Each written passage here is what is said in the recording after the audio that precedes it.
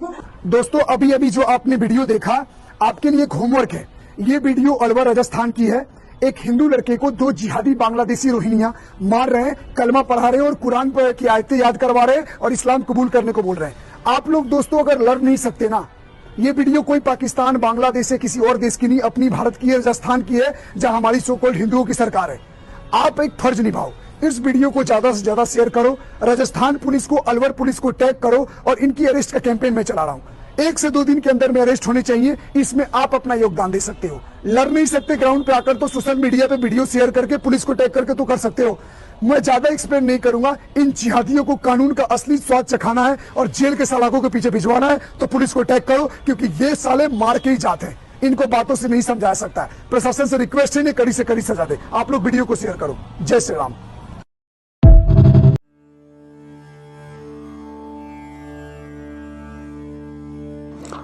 जय श्री राम। योगेश अनंत काले सभी सुनने वालों को प्यार भरा नमस्कार। मित्रों, अगर मेरा कंटेंट आपको अच्छा लगता है तो लाइक करें, शेयर करें और सब्सक्राइब करना ना भूलें। आगे बढ़ते हैं। सावनूर में मराठों के तीखे हमले से हैदर को पीछे हटना पड़ा, लेकिन हैदर बंगलुरु नहीं भागा, बल्कि थोड़ा सा पीछे हटके रट्टेहल्ली में युद्ध शिविर लगा के वहां बैठ गया। मित्रों, इस युद्ध में दोनों तरफ की जो सेनाएं थी उनको ज्यादातर नरसंहार का सामना नहीं करना पड़ा या नरसंहार उनको नहीं देखना पड़ा, क्योंकि जैसे मैंने कल कहा था, ये गनीमी का गुरीला वॉर था, है ना। तो झड़पें तो बहुत सारी होती थी, लेकिन मुख्य युद्ध यहाँ नहीं होता था। हैदर के पास अभी भी 60,000 की मोमिन फौज बची थी। फ्रेंच तोपें भी उसके पास बड़ी संख्या में थी। और जैसे मैंने कल कहा कि माधवराव के बुद्धि कौशल और गोपाल राव पटवर्धन के साहस की तारीफ आज भी युद्ध नीति के तज्ञ रट्टेहल्ली के युद्ध के बारे में करते हैं, क्योंकि इस युद्ध में टीले, जंगल, पर्वत, पानी सबका उपयोग युद्ध के लिए किया गया। उत्तर की तरह यहाँ पे विस्तीर्ण मैदान तो थे नहीं। छोटी मोटी झड़पें, जैसे हमने ऊपर कहा, एक साथ हर जगह पे लगातार इस युद्ध में लड़ी गई, क्योंकि टेरेन ही ऐसा है पर्वतों का। मैं यहाँ आप वो 1720 या 30 के मल्हारबा को याद करो। अगर मल्हारबा इस युद्ध में होते तो मैं लिख के देता हूँ, हैदर को अपनी शलवार छोड़ के इस युद्ध से भागना पड़ता था, क्योंकि गुरीला वॉर में जितना भी मैंने गत 15-20 साल में मित्रों पढ़ा है, हमारे मल्हारबा हो, राणोजी शिंदे हो, पिलाजी राव जाधव हो, मानाजी पाईगुड़े हो, इन जैसे महाधुरंधरों का कोई जवाब मुझे नहीं मिलता। मैंने तो सिर्फ अभी 4-5 नाम लिए। ये महापुरुष और इनके जैसे असामान्य साहस, पराक्रम और आक्रामक युद्ध नीति वालों को सबको मेरा वंदन है।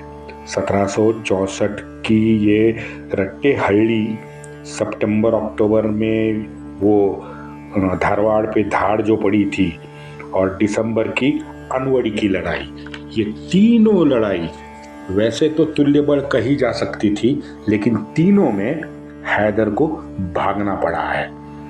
तीनों लड़ाई में मराठों ने पानीपत पूर्व में 56, 57, 58, 59, 60, 1760 तक के जो तेवर है ना, ये सब तेवर मराठों ने इन तीनों लड़ाइयों में दिखाए हैं। अब दुर्भाग्य है कि भाई मूल उनका जो लक्ष्य था उससे वो वंचित रहे। हैदर हाथ नहीं लगा, ये प्रमुख समस्या हो गई। 21 अप्रैल को हमारे युवा पेशवा ने अपनी माता को पत्र लिखा है। पत्र में माधवराव कहता है, मीर फैजुल्ला सावनूर से जंगलों में भाग गया है। उसे वहां से बाहर निकालने के लिए मैं हवनूर पहुंचा हुआ हूं। मुरार राव भी यहीं आ रहे हैं। वो आने के बाद चर्चा करेंगे और आगे की रणनीति तय करेंगे।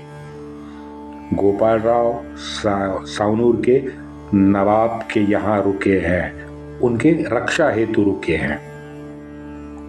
मित्रों, मराठे सरदारों का शिरोमणि आदरणीय संताजी घोरपड़े, संताजी घोरपड़े का मुरार राव घोरपड़े भतीजा था। बस आप बाकी तो सारा जो विशेषण मैं लगाता हूं हमेशा वो तो आप समझ गए होंगे, क्योंकि ये घोरपड़े का वंश ही साहसी वीरों का वंश रहा है। मुरार राव और ये नाना के उत्तर के अभियान में व्यस्त होने की वजह से दक्षिण दुर्लक्षित हुआ था, तो ये हमारा मुरार राव दुर्लक्षित होने की वजह से थोड़ा सा बीच में आप 2-4 साल देखेंगे तो भटक भी गया था। अंग्रेजों के पास गया, फ्रेंचों के पास गया, अरकाट के नवाब के पास गया, निजाम के पास आया, है ना, भटकता रहा। उसे वो रास्ते हो, पटवर्धन हो, हमारे मानाजी पायगुड़े हो, पिलाजी दादोराव हो, इनकी तरह श्री शिवराय के दिव्य संकल्प से तन मन धन से पेशवा को इसे जोड़ना था। तो जब उसको लगा कि इनको जोड़ना चाहिए, तुरंत माधवराव ने सातारा छत्रपति को एक पत्र लिखा। उस पत्र में मुरार राव के सेनापति पद के लिए माधवराव ने सिफारिश कर दी। 9 मई को सावनूर में मुरार राव माधवराव से मिला।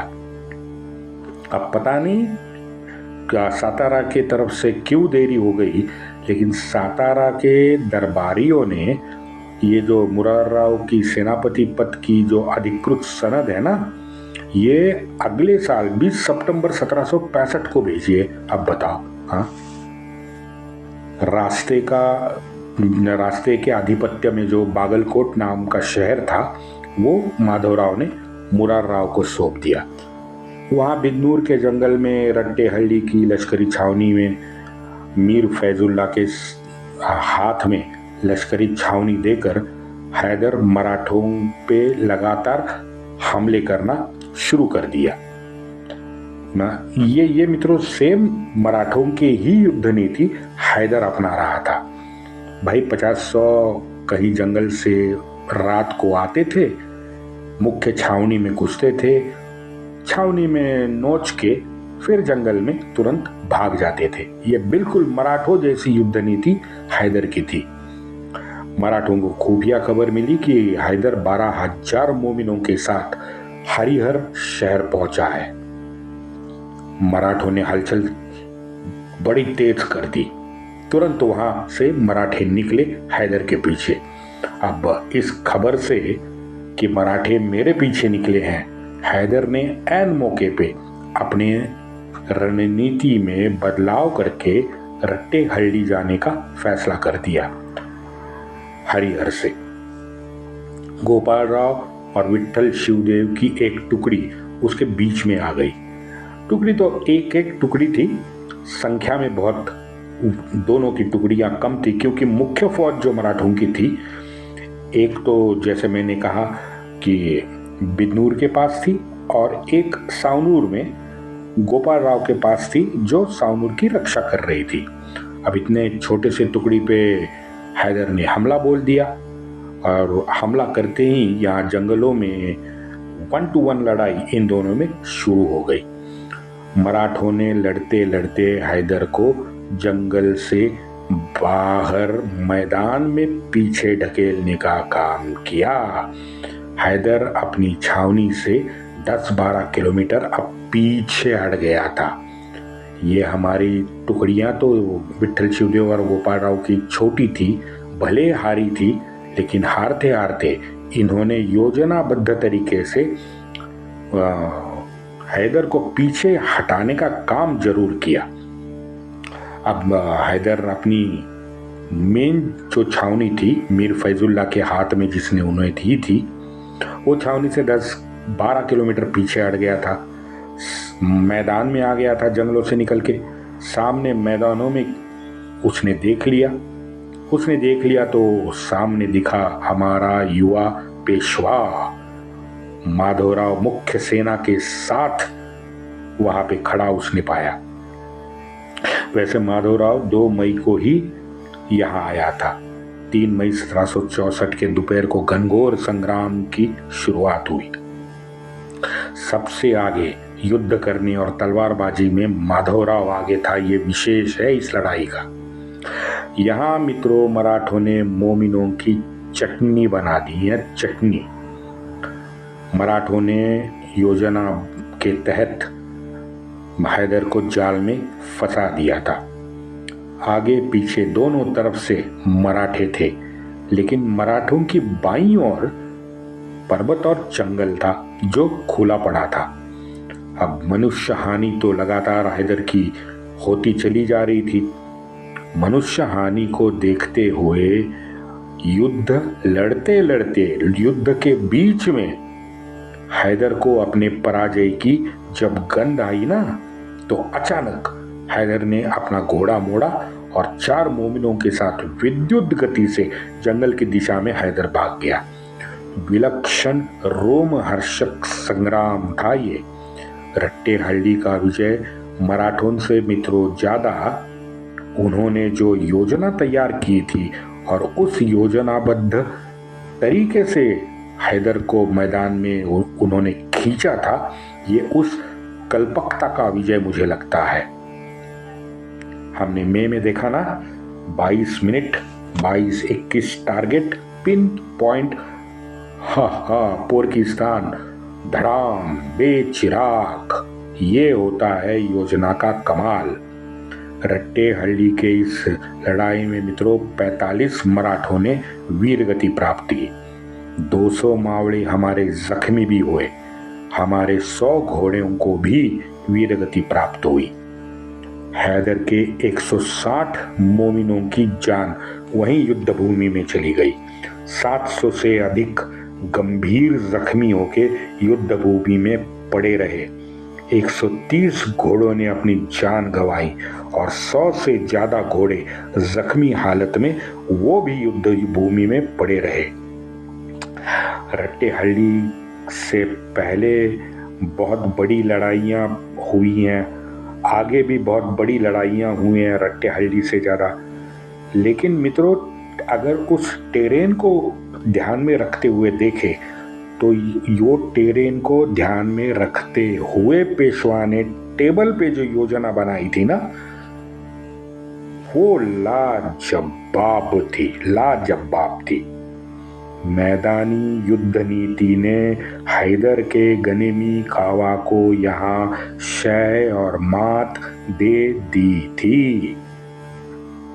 सुनने में विचित्र लगता है ना कि भाई गनिमी कावा तो मराठे उसमें मास्टर थे और यह मैदानी युद्ध नीति में अब्दाली या जो उत्तर के जो मोमिन है वो मास्टर रहे हैं।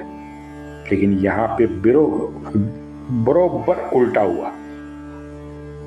पेशवा की मैदानी युद्ध नीति ने हैदर के गनिमी कावा को शह और मात दे दी। फिर एक बार योग्य समय पे हैदर ने अपनी चाणाक्षता का इस युद्ध में परिचय दिखाया है। वो जो भागने में कामयाब हो गया ना मित्रों, वो उसका निर्णय था, उस क्षण का निर्णय था ना, बहुत बुद्धिमान और चालाक था हैदर। क्योंकि अगर 1 घंटा भी आगे हैदर लड़ता ना, हैदर को वहीं मराठे काट देते थे। ऐन मौके पे हैदर भागने में सफल हुआ। माधवराव की दुविधा हैदर ने और ज्यादा बढ़ा दी, क्योंकि माधवराव को तो पहले लगता था कि हाँ ठीक है, हैदर को वर्षा ऋतु से पहले हैदर का निपटारा मैं कर दूंगा और फिर उत्तर का सोचेंगे। ये उसके इनिशियल मन में था जो उसने अपनी माता को लिखा है। लेकिन ऐसा हुआ? बिल्कुल नहीं हुआ। लेकिन अब क्या करे, संकल्प करते हुए घर से निकला था तो लौट के पुणे तो नहीं जा सकता था, क्या करे। बस माधवराव वहीं कर्नाटका में रुका रहा। कर्नाटका में पेशवा को देख के हैदर और ज़्यादा परेशान हो गया, है ना, क्योंकि हैदर का उत्तर कर्नाटका तो माधवराव ने यूं अपनी तरफ खींच लिया था। सावनूर, गुत्ती, जिन दोनों संस्थानों के संस्थानिकों को हैदर ने हराया था माधवराव की वजह से, फिर वो खड़े हो गए थे। मैं गनीमी कावा आखिर मित्रों हैदर को सिखाने वाले मराठे ही तो थे। और हमारे वीरेंद्र सहवाग ने एक वाक्य, बड़ा जोरदार वाक्य वीरेंद्र सहवाग कहते हैं। सहवाग कहते हैं कि मैंने शोएब अख्तर को बताया, भाई वो जो सामने है ना वो तेरा बाप है, बाप आखिर बाप ही होता है। कितना सत्य कहा था सहवाग जी ने। वंदे मातरम।